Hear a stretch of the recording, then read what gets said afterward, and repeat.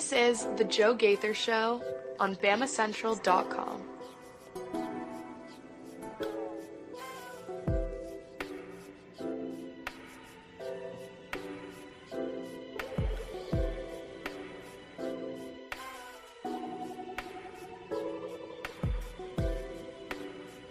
Good afternoon, Tuscaloosa, Internet World, West Alabama. How are we doing today? It's Friday, and thanks so much for watching the Joe Gaither Show on Bama Central, Alabama Crimson Tide on SI, powered by Bama Central. That's the newest name for us right here at Bama Central at BamaCentral.com. We've done a little rebranding on our website. We are the Alabama Crimson Tide on SI, powered by Bama Central, and you can still find us right there at BamaCentral.com. I am Joe Gaither. You are the viewer, the listener, and we appreciate everybody watching us on the Bama Central YouTube channel, watching us out at Joe Gaither 6 on any of my social media machines, and listening to us on your favorite podcast platform, Spotify, Apple Podcasts, and on Amazon. You can go ahead and download, rate, review, subscribe to the show. You can send the show to a friend. We want to thank everybody who supported us through the week, really supported us through the week over in Dallas at SEC Media Days. Yesterday was a driving day, so that's why I didn't come to you live yesterday. We got back into Tuscaloosa about 7 or so last night. And we are very, very thankful for everybody sticking with us and following our coverage of SEC Media Days on BamaCentral.com, on Mizzou Central, Missouri Tigers on SI, and Mississippi State on SI as well. So we got to hang out for a couple of days in Dallas in the Omni Hotel. And on Wednesday, we played an episode where we interviewed head coach Kalen DeBoer. It was a very short episode. We wanted to just focus on that interview with Kalen DeBoer. We appreciate everybody for watching or listening to that interview with head coach Kalen DeBoer. And we appreciate Coach DeBoer giving us some of his time. What will be the plan today? It's Friday afternoon. We want to make this fun. We want to keep this light and short and nice and tight for you guys. So we're going to do three different rules. We're going to do about three things. We're first going to play the interview that we had with Alabama safety Malachi Moore. It's going to last about 3 minutes or so, and that's going to be basically the next thing you see after we set this thing up. Then we're going to come back. We're going to talk about Saban Field at Bryant-Denny Stadium. We're going to talk about the SEC preseason polls and the SEC preseason teams. What Alabama player got most disrespected or was left out the most? Which Alabama player deserved a spot on the all preseason SEC teams the most, or who was most disrespected? We'll play that game real quick, and then we'll talk about Kenyon Drake just a tad bit as he announces his retirement from the NFL today, and we will close it out by playing our interview with Tyler Booker. Alabama offensive lineman Tyler Booker joined us. So that's going to be the plan for today. Before we get into it, let me tell you about the most reliable residential roof replacement company in Alabama and Mississippi, Purple Turtle Roofing. Whether it's addressing leaks, storm damage, or general wear and tear, Purple Turtle Roofing is going to be there to deliver exceptional roof repair for your property. Purple Turtle Roofing is the leading expert in local residential roofing solutions, specializing in providing unparalleled service and quality craftsmanship for all your roof replacement needs.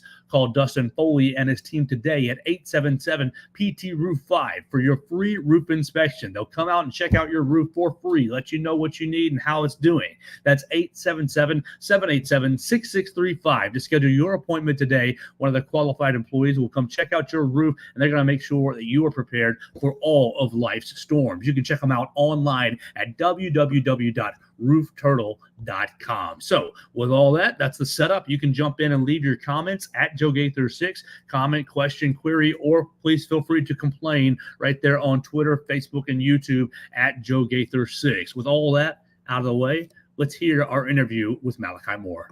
Joe Gaither with BamaCentral.com right here with Malachi Moore, the senior-most member of the secondary. Malachi, how tired are you of answering the rat poison question from Coach Saban today? I kind of expected to get it, so it's been fun, though. It's kind of fun to see him on the other end of the rat poison. Absolutely. My biggest question for Alabama and its defense is how quickly is the defense going to be able to take the scheme and make it second nature with Cam Womack? How's that going? It's going great. I think in the spring it was a little growing pain, just everything was so new, but I think now the emphasis has really been like honing in on the technique and making sure everybody knows our job and knows our assignment like we did in Coach Saban defense. All right, so you made an impact on the Alabama defense as a freshman.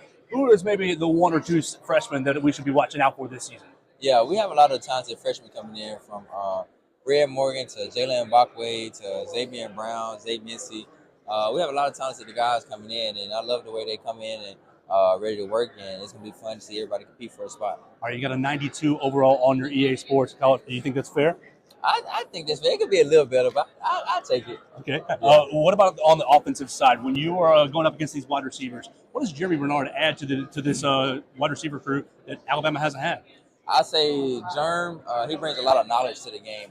He's very crafty in the way he runs routes, and he's a very knowledgeable player from looking at DB's tendencies from their stance and everything, how to attack them. I think he's going to be a great addition for us this year. Who's the most underrated player on the EA Sports College Football Game on the Alabama roster? Who got the lowest ranking you thought, oh, that's wrong? Lowest ranking? I'm not going to lie, I have not seen all the rankings. Okay, great. But I would say that they do need to up J. Mill's speed to about a 99 instead of a 91. I would say that. All right, 2 years ago you went up to Neyland Stadium. It didn't really work out for you. Are you looking forward to being back in Neyland Stadium to play Tennessee? Definitely. Like you said, last time we've been in the stadium, it wasn't a fun memory. So we definitely look forward to that game as well as all the other games on our schedule. Earlier in the room, you called yourself a pre-NIL baby. You really got things started with that Milo's deal. What was that, 2020? Yeah. How has NIL changed for you going from representing Milo Sweet Tea to other opportunities? It's been great. Just working on my brand and things of that nature and really being able to impact my community as well with my platform. All right, tell us a little bit about Hewitt Trustville. I had a friend that said, tell Malachi I thought that Paul Tyson was a Heisman Trophy winner because of their pairing at Hewitt Trustville. Yeah, Hewitt Trustville was a fun time. It's where I really started to take football serious from my I think around my sophomore year, my freshman year going into my sophomore year. So, yeah, it's definitely where I grew up and where everything started. So, Malachi, we're really looking forward to this year. Thank you so much for your time. Thank you. Absolutely. That was our time with Malachi Moore on Wednesday at SEC Media Days, and we really appreciate him joining us, and we appreciate Walt Brock for setting that up, Alabama social media coordinator, and that was a great time. Obviously, hope you can kind of gather the time was really, really tight. We were able to get these guys for just a couple of minutes because everybody wanted to talk to him, so we really appreciate that conversation with Malachi Moore, nice and quick, and hopefully maybe it'll lead to something in the future, catching back up with him. We're going to hear from Tyler Booker at the very end of the show. It's going to be very similar to what you just saw or what you just heard if you're listening to us on podcast platforms. But let's get into really two different topics for the day, and they all result in the last day or so. Yesterday, and really was confirmed today. You can read about it on Alabama Crimson Tide on SI, powered by BamaCentral, BamaCentral.com.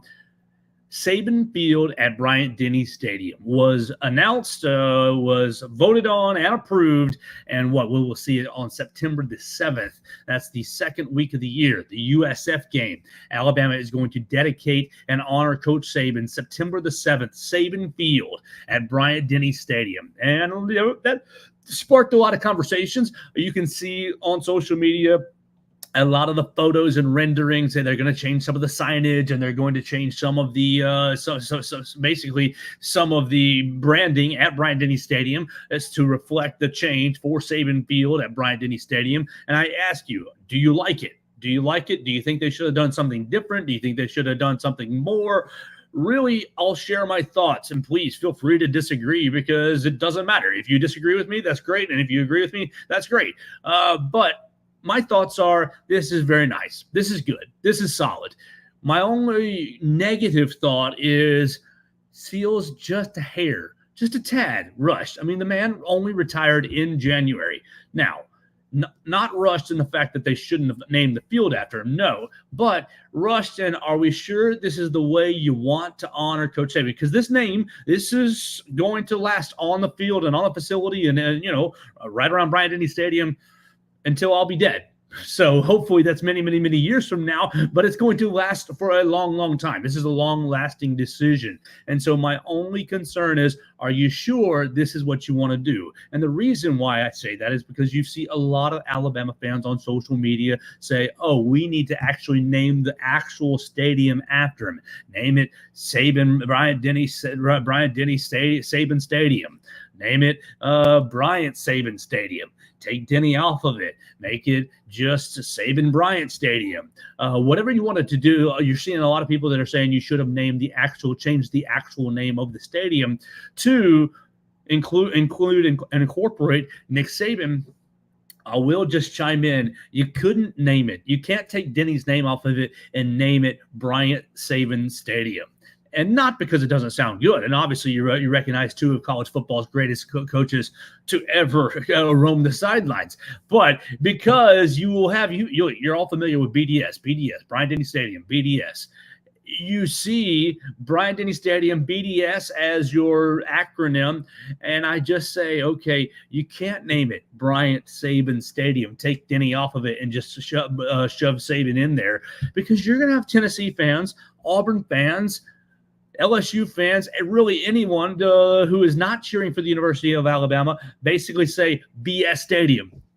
They're we're going to BS Stadium. And come on, like while the people who are familiar with the actual name, it's Bryant Saban Stadium, you're going to have all the jokes if you name it BS Stadium. You're going to have all the negative jokes against the University of Alabama. And I think the Board of Trustees really has a twofold job. One, protect the brand that is the University of Alabama, and underneath that, Alabama football is part of that, under that umbrella. And then secondly, honoring Coach Saban in the proper way. Now, you can't take Denny's name off of it either. What about the Denny family? I mean, you can't just kind of wipe his name off the face of the stadium. Obviously, you have Denny chimes, and that's very, very important there at the university. But the biggest goal for the Board of Trustees is to minimize any harm to the brand, while also adding prestige or honoring people who have contributed to the brand, i.e. Nick Saban. And so they do this by saying, okay, we're leaving BDS, Bryant-Denny Stadium, alone, and we will name the playing field after Nick Saban, the Nick Saban Field at Bryant-Denny Stadium. And personally, I think that's perfect. It's a perfect marrying of the tradition that already has been at the University of Alabama and honoring Coach Saban for all his great contributions. I think the next step that they might consider in the future is naming one of these streets after him. 10th Avenue seems like a perfect street to name after. Saban Way, the Saban Street. And now you do have, I believe it is Saban Way downtown next to Tuscaloosa News Building that's vacant, and next to the amphitheater, and that's going to be the site of the new Knicks Kids facility. But I do think that there will be a road or a street on campus named after Nick Saban in some form or fashion. Maybe it'll be named after Miss Terry Saban in some form or fashion. Maybe Coach Saban says, no, not me, but my wife. We all know his track record of honoring his wife, and that's something we can all take from in our own lives. But I think 10th Avenue, naming it after Miss Terry, naming it after Nick Saban in some form or fashion is probably your next and final way to kind of honor Coach Saban in his retirement. Doesn't feel too soon. I'm going to go back to that comment just real quick. It doesn't feel too soon that he doesn't deserve it, but you just will lock yourself in to, okay, we're naming the field after him, and that's the move. And obviously, I don't have a problem with that. I think it's a very good move for the university and a very good move for the Alabama football program. But really, you just need to be sure that that's the way you want to do it. And obviously, the Board of Trustees was sure, and they approved that today. And so congratulations, Coach Saban. When we are all there on September the 7th, we will celebrate your legacy just a little bit. And obviously, you'll see USF. It's kind of ironic that will go, that ceremony will go the week that Alabama is hosting USF, because I wonder, did that game last year down in Tampa push Coach Saban a little bit more? Not 100%, but maybe pushed him one step closer to retirement last season. The rain and the performance down in Tampa, but now USF is going to be coming to Tuscaloosa, and I do think it's going to be a closer than advertised game. I think it's going to be a game where Alabama wins 38-28, and everybody's walking away talking about, oh my gosh, if Nick Saban's defense was still here, they wouldn't have scored 28 points. I think the USF is going to challenge Alabama's defense, but that's not really the point of this part of the conversation. So we celebrate Coach Saban. You can let me know in the comments what you think about Saban Field at Bryant-Denny Stadium. Did the Board of Trustees, did Greg Byrne, did the power players get it right in honoring Coach Saban by naming the field after Coach Saban?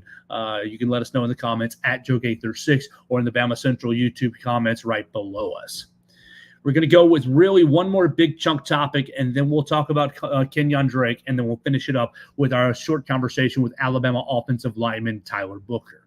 But the next chunk conversation really centers around the SEC preseason polls. Alabama was selected to finish third this season in the SEC. I got the honor as part of being as part of SEC Media Days of filling out my preseason poll predictions. Now, you had Georgia listed as number one. They're the favorite. Heavy favorite. Georgia got how many votes? 165 first-place votes. Texas got 27. Alabama 12. Ole Miss 4. Vanderbilt 2. LSU 2. And South Carolina 1. Now, just take that right there. Bottom three. Vanderbilt 2. 2 votes to win the conference. LSU 2. Okay, they're not really a part of this part. And South Carolina 1. This should tell you all you need to know as you dive deeper into this little preseason poll. Obviously, people will pay attention to BamaCentral tab. Yeah, they'll pay attention to first team all SEC, second and third team all SEC, and we will continue the conversation by going that way. But I want to set it up by just looking at the preseason pick to win the conference. Alabama had 12 media members vote the Crimson Tide to win the SEC. 3 of these media members voted for Vanderbilt to win and South Carolina to win. That should tell you all you need to know. Do not take this poll seriously. Do not take this poll as gospel. Now, look, Georgia is the favorite. We can be honest here about that. Georgia is the favorite. Texas getting 27 first-place votes. They are going to be one of the better teams in the SEC. Alabama, with 12 first-place votes, they're going to be one of the better teams in the SEC, for sure. But it should tell you all you need to know, people's biases, people's opinions, people's, trolling perhaps. Vanderbilt gets a vote every single year. And has Vanderbilt in my lifetime ever come close to winning the conference? No. I think their last conference championship was in the 50s when I did the early preseason early look at the opponents. I know that Vanderbilt has won conference championships, many of those in the 1900s, 1908, 9, 10, 11, 12, over 100 years ago. But Vanderbilt gets votes every single year. So that should tell you exactly what you're dealing with. Now, I saw another statistic from our friend Matt Moscona, and I was able to just talk with him this past week at SEC Media Days, where he said, okay, only 20 to 30% of the media folks that are there actually participate in this poll, actually participate in filling out the Google form. Now, I have filled it out the last 2 years because I have felt like it's a cool part of SEC Media Days. But I can totally see how it gets lost in the shuffle. Why? Because the SEC sent the email and it went into my junk file. Sorry, I got a lot of emails this past week from the SEC, and I got a lot of emails that I did read because it was procedure. This team's going up at this time, and here's going to be, the events for the evenings. And thank you, SEC, for putting on good events in Dallas. But the preseason poll went into my junk file. Okay, I was looking for it, so I was able to dig it out and fill it out myself. But just to goes to show that you're seeing all these articles today, and we've got one at BamaCentral.com. We encourage you to read it. You're seeing all these articles today about the SEC preseason poll, and the media's voting Georgia, and you got Quinn Ewers and Carson Beck. Really, Carson Beck is in the first team, and Quinn Ewers the second team. Great. There is an element of, okay, this is kind of a rough draft, a little bit of a guide. It'll give you a little bit of a preview for the season, but it's not gospel. It's not set in stone. It doesn't matter for anything at all. Nobody gets a half game lead because they were the SEC preseason poll favorites, right? So it doesn't really matter. But to that end, Alabama finished third. Alabama was finished third as far as champions. Basically, the way the poll went is they gave you an opportunity to pick your champion. Great. And then they made you select all 16 teams, 1 through 16. And you can go back and look at it. And obviously, Georgia, again, in that 16 team kind of setting, if it was selected first, Texas second. The gap between Alabama and Texas was a lot closer for 2 and 3, and you had a pretty close gap, honestly, with Ole Miss at 4. And then you have the drop-off. LSU was picked 5th, Missouri 6th, Tennessee 7th, Oklahoma. They're kind of all in this little window. So you've got all these guys within a 300-point valuation from 5th to 8th. And then another drop-off to Texas A&M at 9th. They dropped 400 points down. Texas A&M at 9th, and then another 300-point drop-off to the back end of the conference. On the back end of the conference, I think you're going to see some disgusting football this year. Now, maybe not from Auburn and Kentucky, but Auburn at 10, Kentucky at 11, but down 12 through 16, Florida, South Carolina, Arkansas, Mississippi State, and Vanderbilt coming up last with only 293 points. So that tells you 2 jokers, 2 maybe Vanderbilt riders. I don't know. It's an anonymous poll, but 2 jokers selected Vanderbilt to finish first.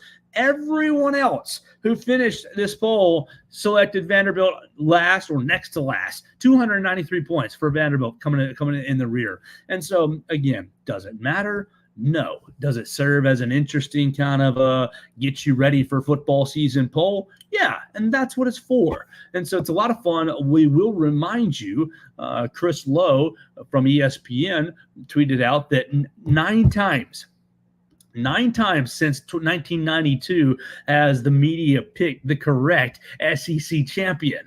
That's a terrible rate. That's a terrible hit rate. That's 9 out of the last 33 years, 27%. 27% hit rate. So, Georgia, you're the favorite. Absolutely, you're the favorite. But does that mean that they're going to end up walking away, becoming the SEC champion? It's no guarantee, and their schedule is very, very difficult. And so I think that that's going to play as a major factor as well. Going to Alabama, going to Texas, I think they will.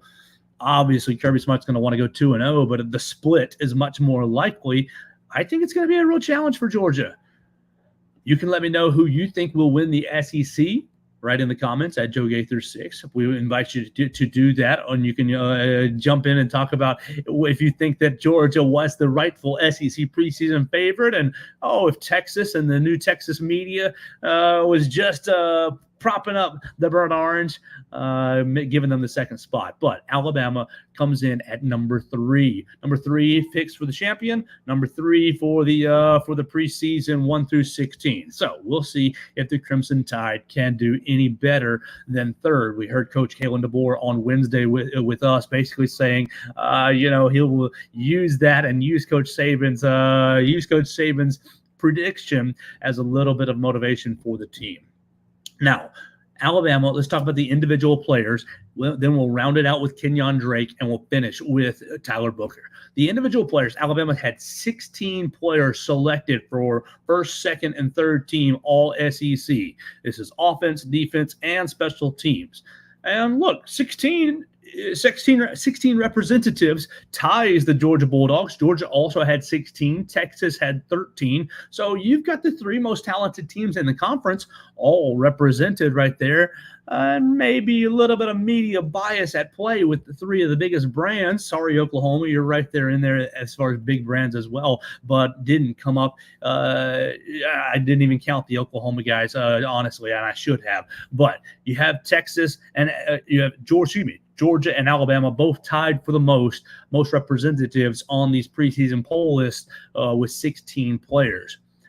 I want to talk about who was jobbed. I've got jobbed written down here. You can say screwed. You can say disrespected, whatever you want to say. And again, it doesn't matter, because what does matter when you go to a guy's Wikipedia page, when you go to a guy's resume, it doesn't say preseason all SEC, preseason second team all SEC. No, it says what they did at the end of the year.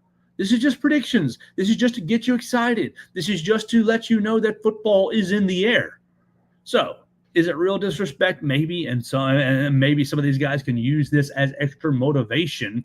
But I wrote down 4 different little notes right here under who was most jobbed on the Alabama team. And you can obviously jump in and let me know. But Jalen Milroe is my first one listed on the third team. I'll just let you know I voted for him on my second team. I had Quinn Ewers 1, Jalen Milroe 2. And obviously people said, Joe, why'd you do that? Carson Beck. And yes, Carson Beck. Carson Beck was selected as the first team all SEC quarterback. When you were second, Jalen Milroe third. It all goes into our conversations with Kalen DeBoer. It all goes into skill sets, the way that DeBoer has utilized skill sets in the past.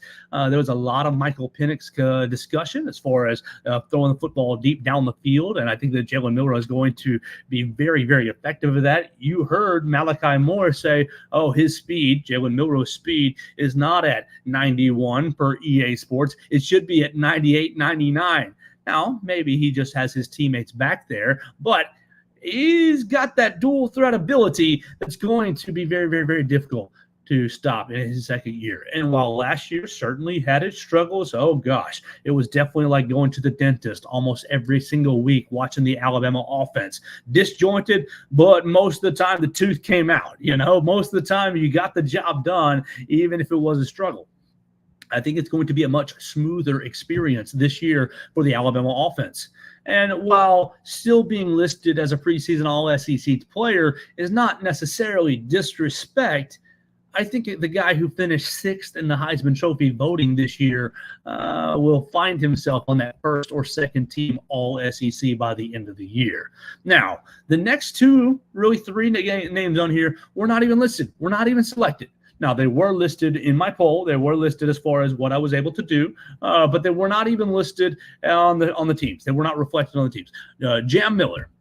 You saw Justice Haynes. Justice Haynes did get selected. I believe it was second team. Let me double check. Control F. No, he was third team.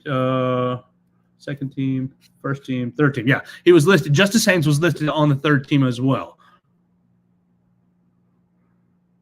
Perfect. Justice Haynes was selected on the third team as well. So Justice did get honored. You're going to have, we've talked about it, a kind of a three-headed monster in the Alabama running back room. But I think that three-headed monster, while we are all excited about Justice Haynes, and rightfully so, I think that three-headed monster absolutely is going to start with Jam Miller, at least at the beginning of the year. And I think that his influence on the Alabama running back room is not really going to wane at all. I think Justice Haynes is going to have a nice little role and a really big role. But I think that no matter how strong Justice Haynes is and Richard Young is as the two kind of sophomore running backs, Jam Miller, he's not going to be denied. He's not going to be disrespected. I think that Jam Miller should have been listed at least on the third team. Now, you got a lot of good running backs in the SEC. You look through who was selected. Jarquez Hunter was on the first team. Trevor Etienne at Georgia was on the first team.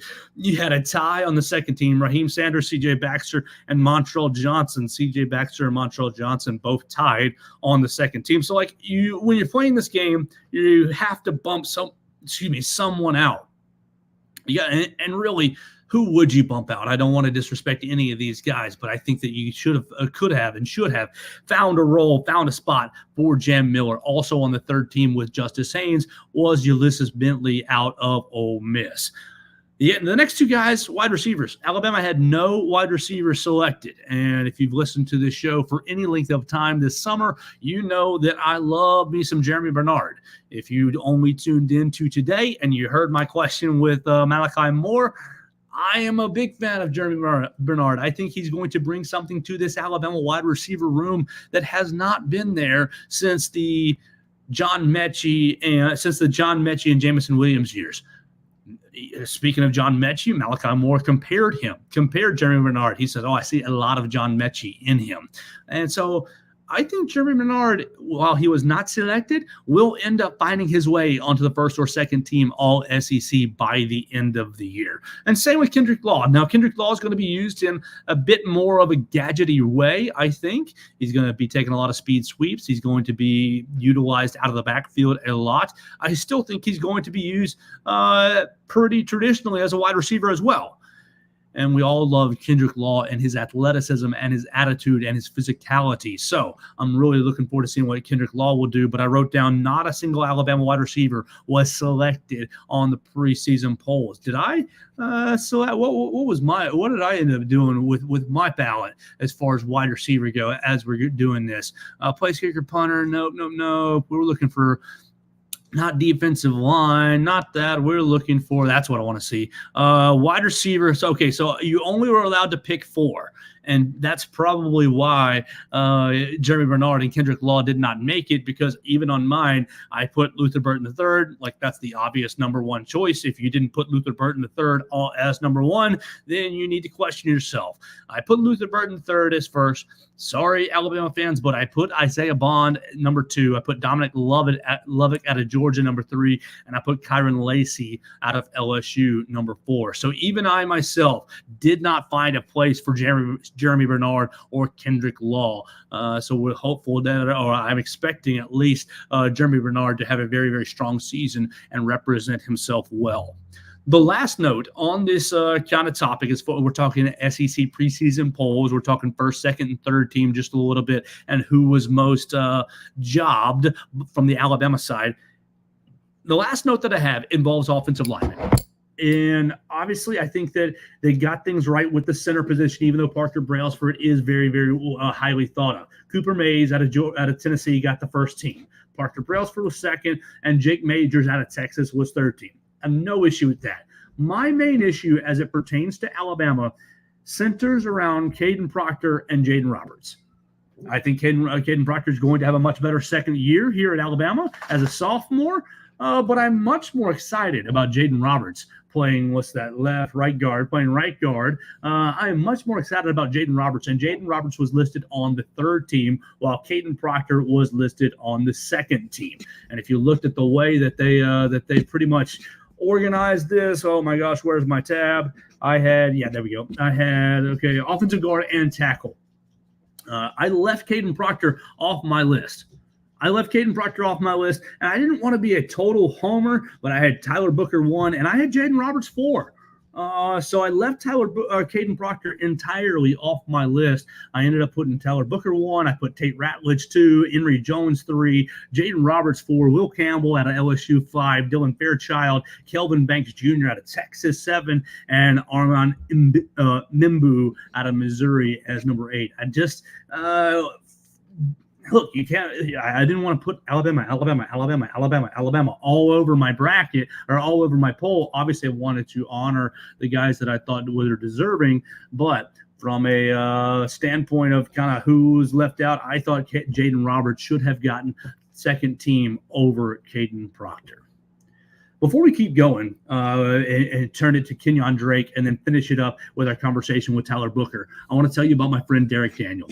Derek Daniel over here on Highway 69 North, he will get you right for all your insurance needs. Call him at 205-758-3391. Derek Daniels State Farm. You need quality home, life, and auto insurance needs. You need an umbrella policy to really go over the top for your home insurance. If you've got a dog like I do, Abby, you want to make sure that your home insurance policy is really up to date because while Abby's a sweetheart and I absolutely love her, sometimes the pit bull comes out, and if she bites the wrong person, I need to make sure my home insurance is up to date. Absolutely. And really is up to the right coverage for my dog. You want to make sure you have boaters and an RV insurance. If you want to get that last trip in before the end of the summer, look, you need to do that right now because football season's coming. Make sure that you get your insurance needs taken care of from Derek Daniels State Farm. You can call him at 205-758-3391. We've been harping on the renter's insurance because it's about to be the moving season right here in Tuscaloosa.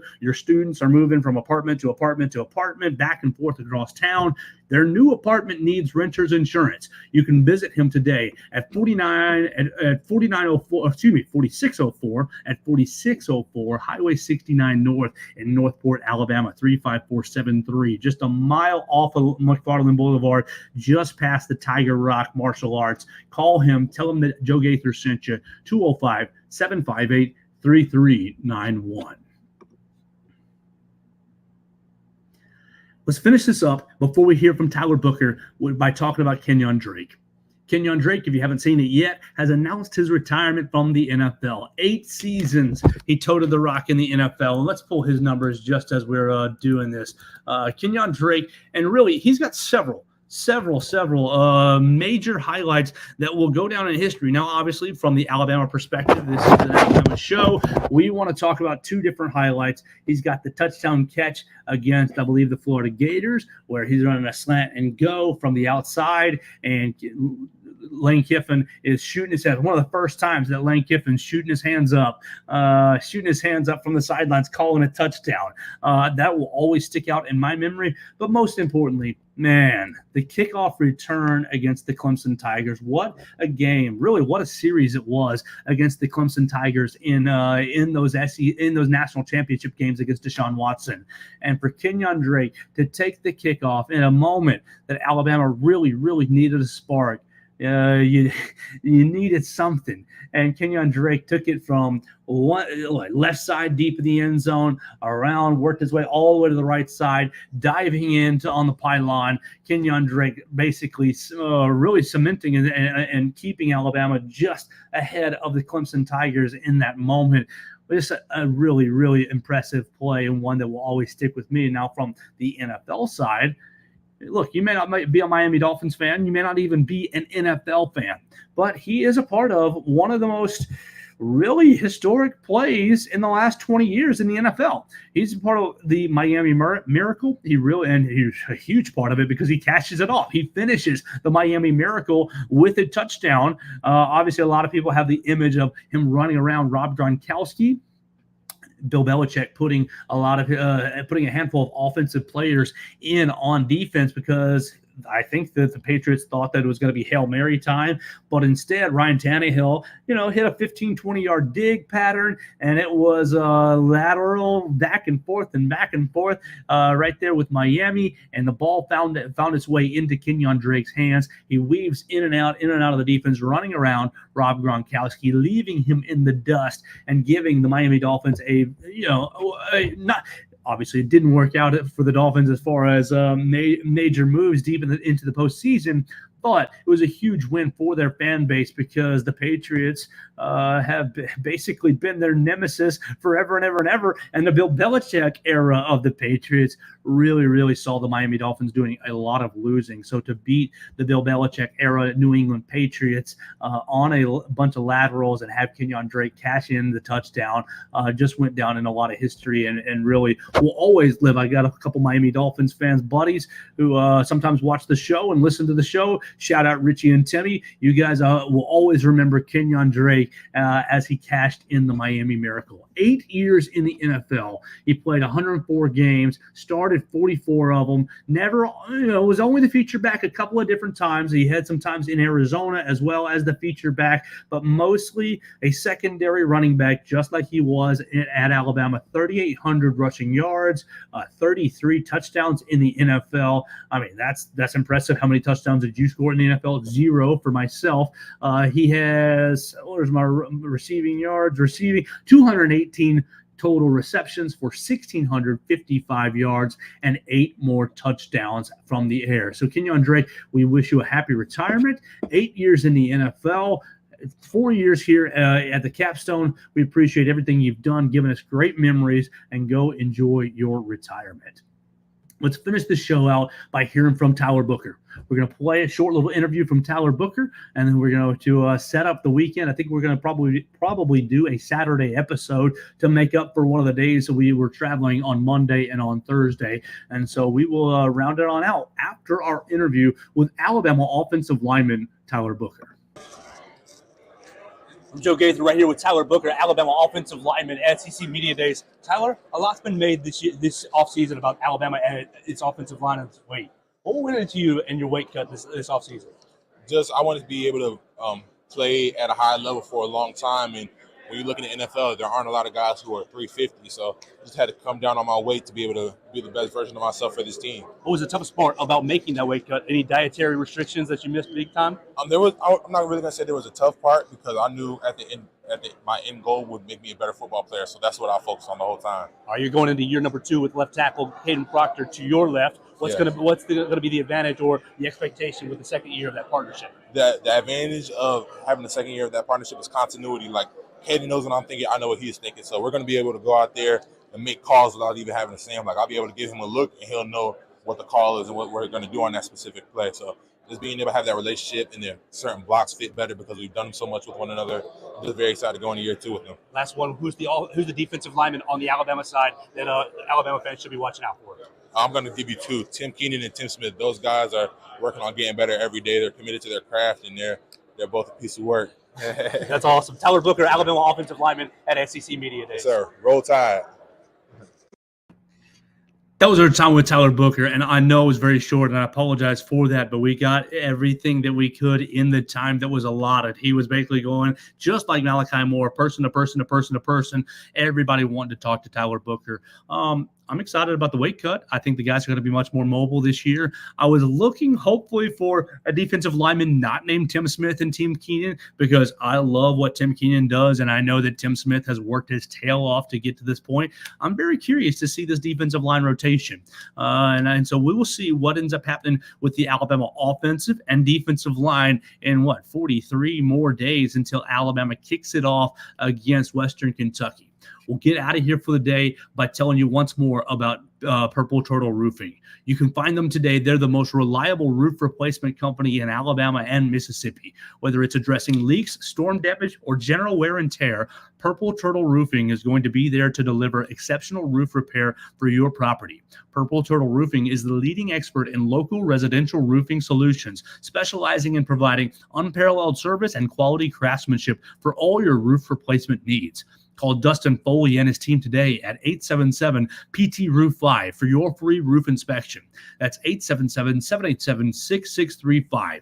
Visit them online at www.roofturtle.com. They're going to send out one of their qualified employees, and they'll make sure that your roof is ready for all of life's storms. We thank Purple Turtle Roofing. We thank Derek Daniels, State Farm, for sponsoring the show. We thank you guys so much for watching the show on BamaCentral's YouTube channel, on my own social media channels, YouTube, Facebook, and Twitter at Joe Gaither 6. And we appreciate you so much for listening to us each and every day on Spotify, Apple Podcasts, and on Amazon. Download, rate, review, subscribe to the show, send it to a friend as we are inching closer to the start of the 2024 college football season. That's going to do it for myself today. I believe we'll bring you an episode tomorrow to kind of make up for one that we missed, and we'll play another one of these great interviews that we had this past week in Dallas at SEC Media Days. For the Joe Gaither Show on BamaCentral and BamaCentral.com, this has been the Alabama Crimson Tide on SI.